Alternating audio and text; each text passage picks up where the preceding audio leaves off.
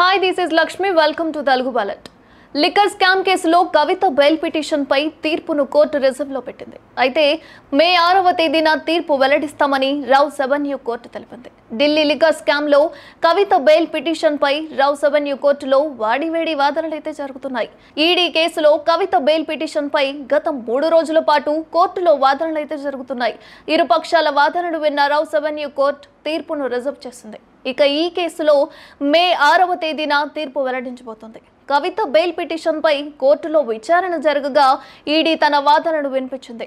Section 19 కింద కవితను చట్టబద్ధంగా అరెస్ట్ చేశామని, అక్రమంగా అరెస్ట్ చేశామని వారు చెబుతున్నా సరే దానిలో ఏమాత్రం వాస్తవం లేదని ఈడీ పేర్కొంది.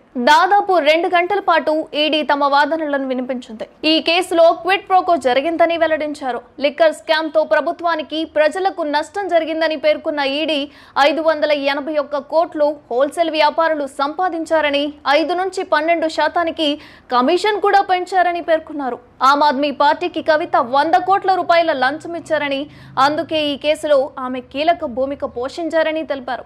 ఇక ఈ కేసుకు సంబంధించిన నిందితుల నుంచి అనేక సాక్ష్యాలు కూడా దొరికాయని, కవిత ఈడీ అధికారులకు ఇచ్చిన 9 ఫోన్లలోనూ డేటా డిలీట్ చేశారని, ఎందుకు డిలీట్ చేశారంటే కవిత కూడా సమాధానం చెప్పలేదని పేర్కొన్నారు.